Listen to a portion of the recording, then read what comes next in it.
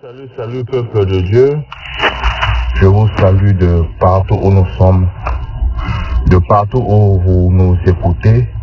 Une fois de plus, bienvenue sur Warrior of Christ Ministry Radio, là où nous passons tous nos dimanches dans la présence de l'Éternel. J'aimerais qu'une personne dispose son cœur, j'aimerais que un frère et une sœur dispose de son cœur à recevoir ce dont Dieu a pour elle ou lui aujourd'hui.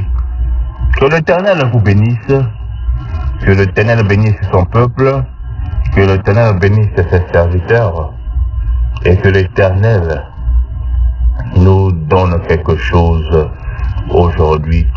Je sais qu'une personne va recevoir, je sais qu'un frère et une sœur va recevoir. Nous allons dire merci à Dieu, merci pour ce moment favorable qui lui permet que nous puissions être ensemble. Parce que beaucoup n'ont pas eu cette opportunité, je l'appellerai plus grâce, d'être parmi les vivants, mais il t'a fait, toi et moi, cette grâce. Disons merci, demandons pardon pour les péchés quelconques que nous avions dû tomber. La Bible nous dit de ne pas déchirer nos habits, mais de déchirer nos cœurs.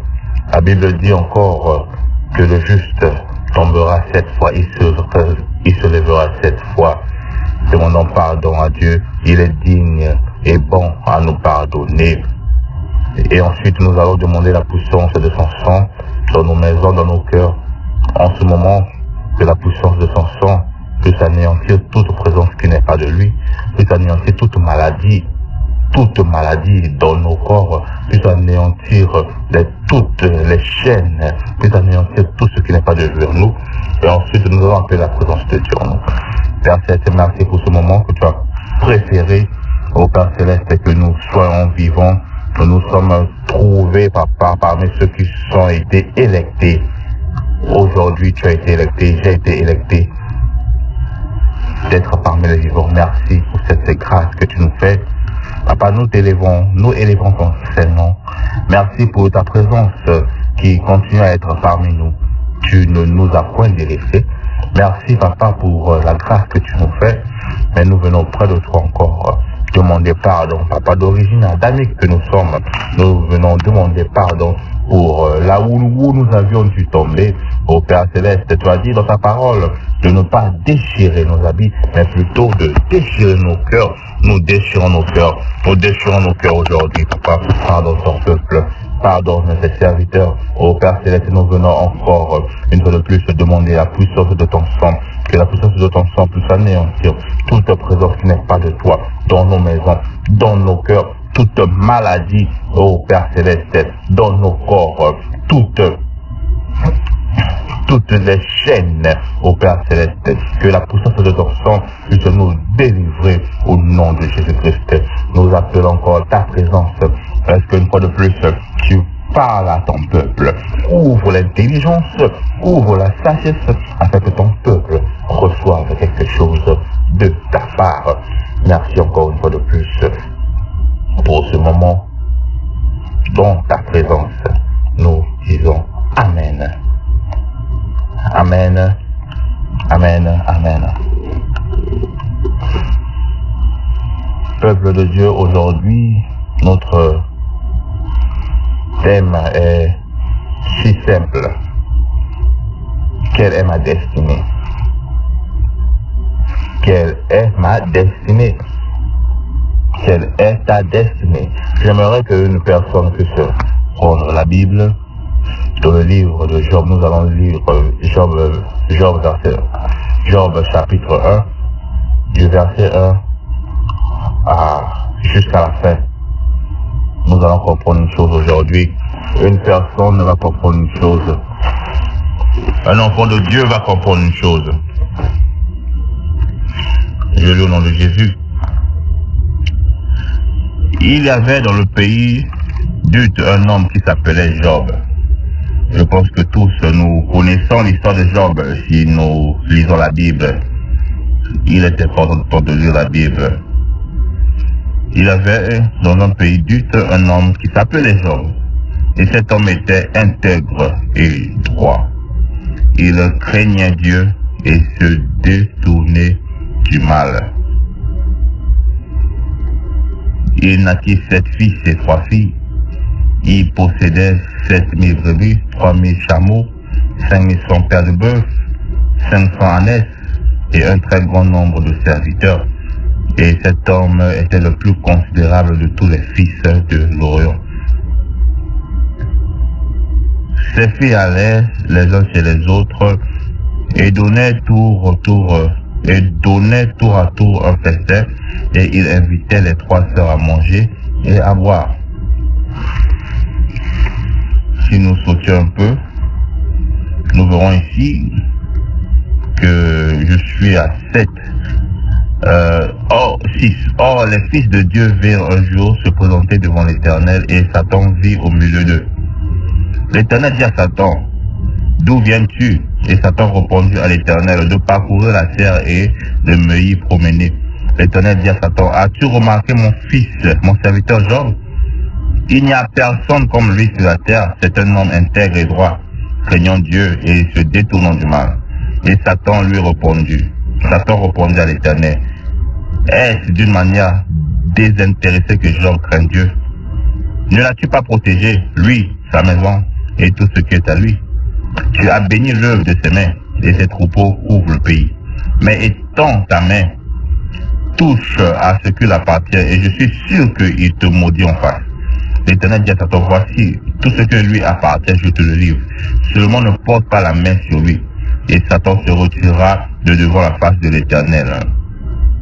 Un jour, que les fils et les filles de Job mangeaient et buvaient du vin dans la maison de leur frère aîné, il arriva auprès de Job un messager qui dit, « Les bœufs labouraient et les ânesses paissaient à côté d'eux.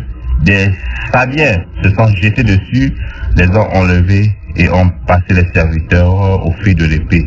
Et je me suis échappé moi seul pour t'en apporter la nouvelle. » Et parlant encore lorsque un autre vint et dit, « Le feu de Dieu est tombé du ciel et a embrassé les brebis et les serviteurs et a consumé.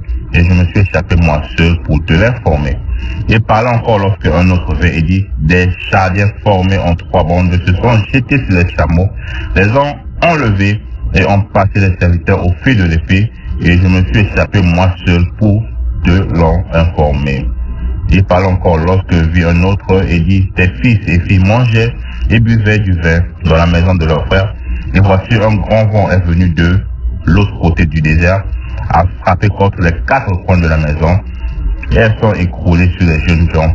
Ils sont morts. Et je me suis échappé moi seul pour te le dire. » Alors Job se leva, déchira son manteau, se rasa la tête, puis se jetant par terre, il se prosterna. Il dit, « Je suis sorti nu du sein de ma mère, et nu je retournerai dans le sein de la terre. L'Éternel a donné et l'Éternel a ôté, que le nom de Dieu soit béni. » En tout cela, Job ne pécha point et n'attribua rien d'injuste à Dieu. Bien-aimés, ici, nous voyons ici, bien-aimés, dans le Seigneur, nous voyons que Job était un homme béni. Et c'était un homme qui était intègre et droit à l'Éternel. Il craignait Dieu et se détournait du mal. Bien-aimés, ici, nous voyons que la crainte de l'Éternel, bien-aimé, qui était dans Job, il se détournait du mal. Et Dieu l'avait béni des fils et des filles, des propriétés. Il avait tout. Amen. Mais une fois, la Bible nous dit que les fils de Dieu vinrent un jour se présenter devant l'Éternel. Et Satan vient au milieu d'eux. L'Éternel dit à Satan, « D'où viens-tu » Il lui dit que je reviens de la terre parcourir. Et l'Éternel le demanda à propos de Job. Amen. Qu'as-tu remarqué sur mon serviteur Job? Et il dit que tu le protèges, lui et sa famille et tout ce qu'ils ont. Laisse-le seulement, tu verras comme il va te détourner. Et l'Éternel le laissa, et nous connaissions la suite de l'histoire. Bien-aimé, c'est pour dire à une personne, que le diable il aime être au contrôle. La Bible dit qu'il tourne tout autour, cherchant qui a dévoré. Et si toi, tu es dans la prière, si toi, tu crains l'Éternel comme Job le craignait, si toi tu es intègre et fidèle à Dieu, si toi tu es intègre et fidèle à Dieu, tu auras toute la protection de l'Éternel. Amen. Il ne pourra pas te toucher. Il ne pourra rien te faire. Bon, ici nous parlons de Job, à qui l'Éternel lui-même a décidé de laisser le diable de détruire tout ce qu'il avait.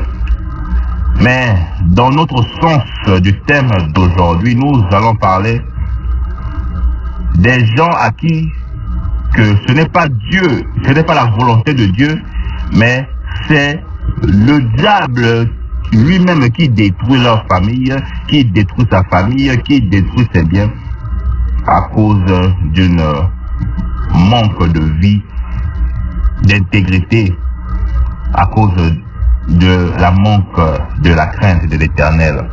Amen. Donc, ici nous voyons, bien-aimés, le contraire de Job, bien-aimé, c'est que qu'est-ce qui se passe pour une personne qui ne craint pas l'Éternel comme Job le craignait? Amen. Qu'est-ce qui se passe dans la vie d'une personne qui ne craint pas Dieu, dans la vie d'une personne qui a une vie pécheresse? Qu'est-ce qui se passe? Amen. Donc ici, nous voyons, la Bible nous dit que Satan a étendu sa main. Voici qu'il a détruit la vie de Job. Il a détruit sa vie de Job. On dit que il arriva auprès de Job un messager qui dit: les bœufs labouraient et les ânesses passaient à côté d'eux. Ici, nous voyons qu'il y a des messagers qui venaient pour annoncer des mauvaises nouvelles à Job. Bien-aimé, je te dirais que qui t'annonce toujours les mauvaises nouvelles? Quelle personne qui est à côté de toi? Il y a des gens comme ça, qui sont annonceurs, qui sont spécialistes en annoncement de mauvaises nouvelles. Depuis que tu as connu, cette personne ne t'a jamais donné une bonne nouvelle. Des agents du diable. Qu'est-ce que le diable fait? Il y a une manière que le diable opère, puisqu'il opère dans les ténèbres. Il est ténèbres. Il opère dans les ténèbres. Et il doit avoir une personne il doit avoir une personne ou bien un moyen qu'ils veulent que tu saches ce qu'ils ont fait dans ta vie, afin que tu réalises, afin que ça te détruise.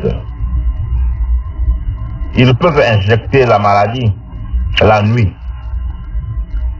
et ils utilisent un moyen pour te le montrer. Ils utilisent un moyen pour que tu saches, et ces moyens peuvent être plusieurs moyens. Ils peuvent être une personne qu'ils envoient physiquement, ça peut être dans un songe, ça peut être dans une vision que tu as. Il a beaucoup de moyens, des voies et moyens que le diable utilise. Beaucoup voient que j'ai rêvé ceci, j'ai rêvé cela, et cela aussi s'est produit. C'est que j'ai une vision, bien-aimé. Bien-aimé. Là, une chose mauvaise que tu rêves, au moment que tu rêves des choses toujours mauvaises et que ces choses se réalisent, cela n'est pas une vision.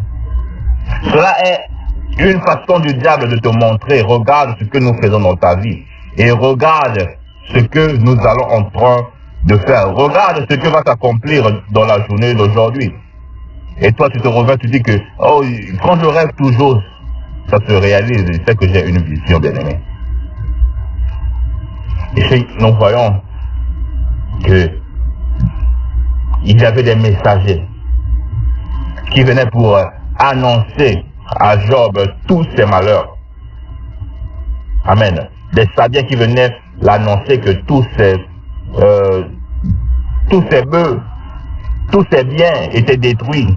Ils venaient l'une après l'autre pour l'annoncer. Des agents du diable. Bien-aimés, nous avions des agents du diable dans la vie commune, dans notre vie commune. Une histoire vraie. Il y a une maman en France vivant en France et sa famille. Et elle ne comprenait pas, tout ne marchait plus soudainement quand elle a eu leur dernier fils et qu'elle était enfant. Son mari tombait malade. Le travail ne marchait plus, leurs affaires ne marchaient plus. Et cet enfant était aussi malade, le mari malade, les affaires ne marchaient plus. Et cette femme était perturbée. Elle a dû prier. Elle a dû chercher l'Éternel. Et elle s'était décidée de repartir au pays. Et en repartant au pays, ce qu'elle a remarqué que dans tout le quartier savait que c'était sa maman. Sa maman était une sorcière. Elle ne l'a pas cru, mais en cherchant les serviteurs de Dieu, cela était vrai. Donc, c'était sa maman qui était sorcière. Et l'argent que sa maman avait dans la maison de sa fille était le petit bébé. Ce bébé qui était né en Europe, qui n'a jamais fait tour en Afrique, mais ce bébé était argent de sa grand-mère dans la maison de sa mère. Ce bébé qui avait tout détruit, que ce soit la santé de son père, que ce soit les affaires et le travail de ses parents. Qui est l'agent? Qui est cet agent dans ta vie qui te ramène toujours des douleurs, qui te ramène toujours des douleurs, qui te ramène toujours la poisse? Qui est cet agent dans ta vie? Qui est cet agent qui travaille avec le diable, qui est l'envoyé du diable pour empêcher que tu arrives à ta destinée, que tu touches ta destinée? Qui est cet agent? Il parlait encore lorsque un autre, vint et dit: le feu de Dieu est tombé du ciel et embrasé les brebis et les serviteurs et les a consumés. Et cette fois-ci, nous parlons du feu. Le feu descendit. Ils ont même appelé que ce feu le feu de Dieu. Ils ont parlé du feu, le feu descendit. Bien-aimé, mais j'aimerais que tu puisses comprendre. C'est quoi le feu? Quand le feu descend, le feu ne vient pas pour arranger, mais le feu vient pour brûler. Le feu vient pour ravager. Le feu vient pour détruire. Premièrement, d'abord, nous voyons qu'il a eu des agents du diable qu'il a envoyés. Et après cela, qu'est-ce qu'il a eu? Après cela, nous parlons du feu. Donc, il a eu d'abord des agents qui sont venus annoncer cette mauvaise nouvelle. Et il a eu des personnes auprès de toi qui te parlent toujours des mauvaises nouvelles qui vont t'arriver. Ces personnes peuvent être ta famille, tes amis, tes proches amis. Ça peut être des prophètes qui t'annoncent toujours des mauvaises nouvelles. Il n'y a aucune bonne nouvelle que cette personne-là auprès de toi qui t'annonce. Et nous voyons après cela nous voyons que le feu rentre dans sa maison. Nous voyons que le feu ne vient pas pour arranger, mais plutôt il vient pour détruire, il vient pour ravager. Et ce feu peut être, nous voyons que la haine peut rentrer dans ta maison.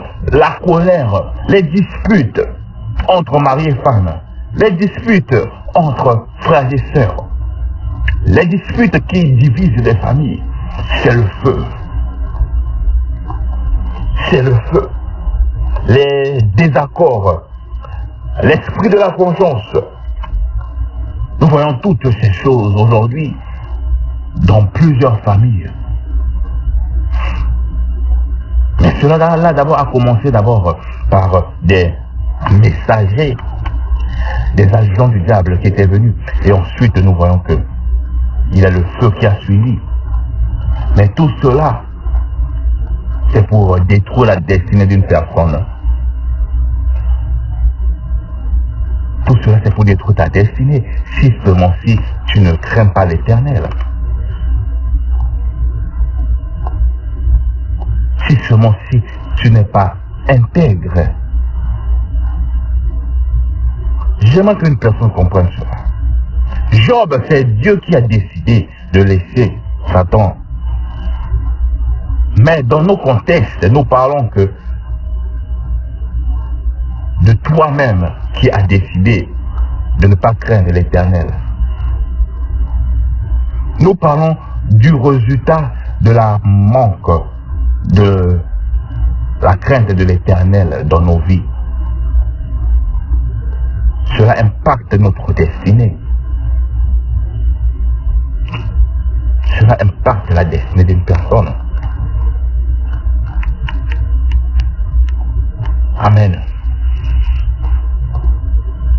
Et voici, il parle encore lorsque un autre vint et dit, tes fils et tes filles mangeaient et buvaient du vin dans la maison de leur frère aîné. Et voici un grand vent est venu du côté du désert et a frappé tous les 4 points cardinaux de la maison.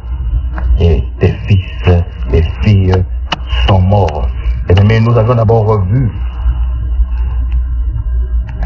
Cela a commencé par des agents. Et ensuite, le feu. Mais là, nous parlons maintenant du vent. Bien-aimés, tout ce que nous venons de dire, cela se passe dans la vie de beaucoup de gens. Mais qui ne comprennent pas, qu'ils ne comprennent pas.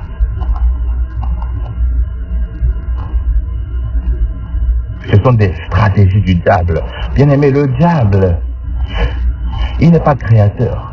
Les mêmes stratégies qu'il a utilisées auparavant, il continue à les utiliser aujourd'hui. Vous verrez que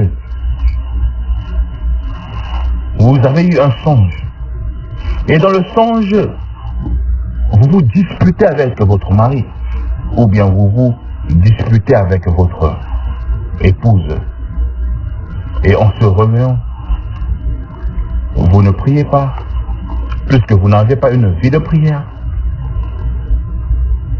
Et cela aussi se fait. Et vous dites aussi que, mais j'ai dû rêver à cela.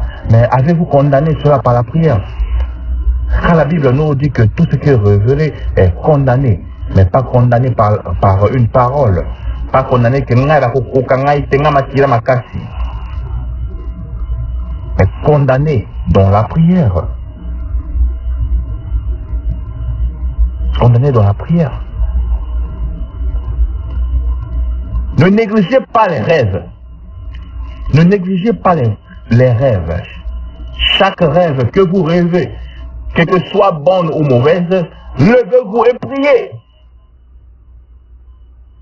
Condamnez la mauvaise et remerciez Dieu pour l'accomplissement de la bonne. Condamnez le mauvais rêve et priez Dieu pour le remercier pour ce bon rêve et que ce rêve s'accomplisse.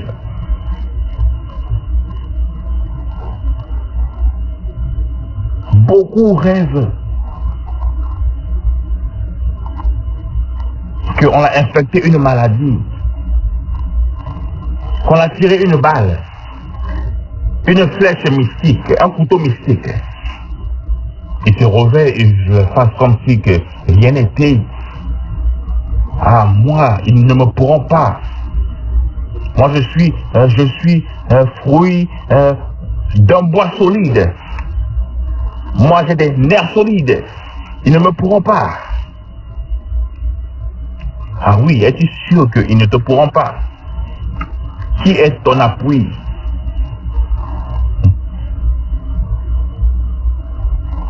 Ici, nous voyons que le vent a terrassé la maison des enfants de Job et ils étaient tous morts. Il y a des vents comme ça dans nos vies. Après les agents, après le feu, il y a des vents. Des vents de maladie. Des vents, des épreuves difficiles. Des vents, des difficultés financières. Tous ces vents-là qui écroulent nos vies chrétiennes, qui écroulent nos maisons. Et tout cela, leur but, c'est que nous n'atteignons pas notre destinée. Alors nous voyons ici que Job se leva, il déchira son manteau, se rasa la tête et se jeta à terre. Et en tout cela, Job ne pécha point et n'attribua rien d'injuste à Dieu. Bien-aimé, ici nous voyons un mot-clé. Il ne pécha point. Que fais-tu après que toutes ces choses, toutes ces mauvaises nouvelles, tous ces rêves, tous ces feux dans ta maison, les disputes,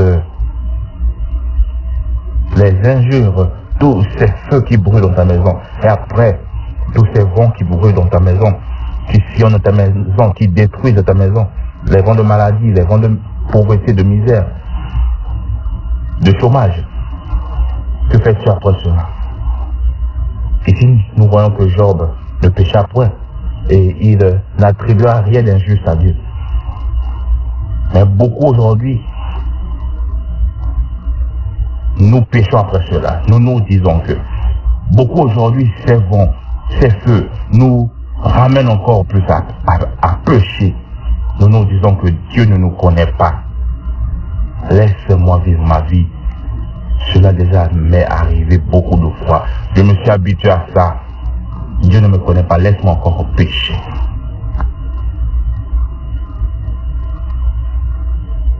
Beaucoup même parlent mauvais à Dieu. Beaucoup maudissent le nom de l'Éternel à cause de ces vents qui les traversent, de ces feux qui brûlent dans leur maison.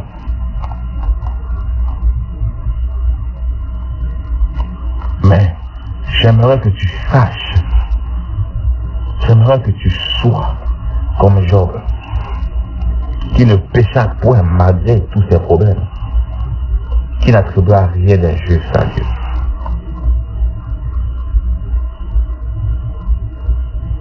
Quelle est ma destinée?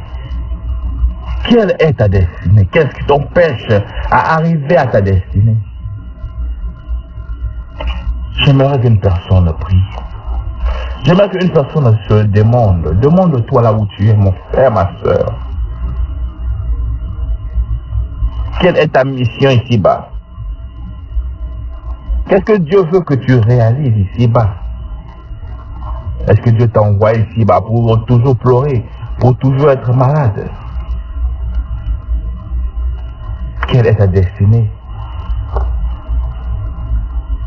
J'aimerais que tu demandes à Dieu. Il est bon et fidèle. Il va te révéler ta destinée. Il va te révéler ta mission ici-bas. Bien-aimé, prie. Élève ta voix, prie. Dieu, quelle est ma destinée? Pourquoi je souffre? Si c'est ma vie pécheresse, si c'est ta vie pécheresse, demande pardon. Demande pardon si c'est le fait que tu ne crains pas Dieu. Demande que l'Esprit de Dieu mette sa crainte dans ton cœur. Quelle est ta destinée, mon frère, ma soeur? Pourquoi les autres y arrivent, mais toi, si c'est ton tour, tu n'y arrives jamais. Et si tu as destiné na yo eza wapi?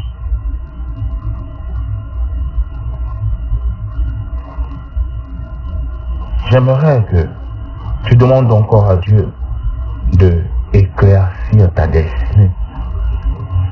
Aujourd'hui, la destinée de beaucoup sont dans les ténèbres. Ils ne peuvent pas voir leur destinée. Ils les cherchent, mais ils ne peuvent pas voir.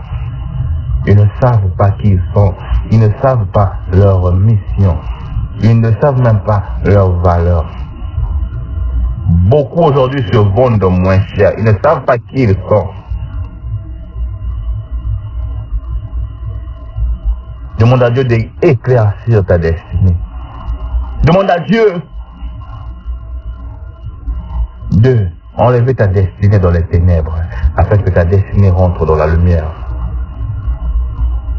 Ô Père Céleste, je demande aujourd'hui d'éclaircir la destinée d'une personne, d'enlever la destinée d'une personne dans les ténèbres, de le ramener dans ta lumière, ô Père Céleste, afin que cette personne, afin que ce frère, afin que cette sœur sache ce qu'il est, afin qu'il marche selon tes commandements, afin qu'il soit intègre, afin qu'il soit juste devant ta face, afin qu'il te craigne. Ô Père Céleste, illumine la destinée d'une personne. Il y a un mépris. C'est de ta destinée qu'il s'agit. Prie, élève ta voix. Laisse ton cœur parler. Élève ta voix. Où est cachée ta destinée? Si c'est dans les eaux, récupère ta destinée au nom de Jésus. Si c'est dans le désert, récupère ta destinée au nom de Jésus. Si c'est dans la forêt, récupère ta destinée au nom de Jésus-Christ. Si c'est dans les cimetières, le séjour de mort, récupère ta destinée au nom de Jésus-Christ. Où est ma destinée? Botieli destinée nanga wapi? Et la mani ya moyindo balati selio. Où est ta destinée? Quelle voile ils t'ont fait porter? Élève ta voix, prie. Prie comme tu ne l'as jamais fait auparavant, mon frère. Prie comme tu ne l'as jamais fait auparavant, ma soeur. Élève ta voix et prie. Où est ta destinée? J'aimerais que tu élèves ta voix. Tu pries bien et continue à le prier. Continue à le prier. Au nom de Jésus-Christ, élève ta voix. Récupère ta destinée. Récupère ta destinée. Récupère ta destinée. Au nom de Jésus-Christ de Nazareth. Il dit dans sa parole que si tu crois, tu verras sa gloire de Dieu. Crois que tu vas récupérer ta destinée aujourd'hui. Il dit dans sa parole.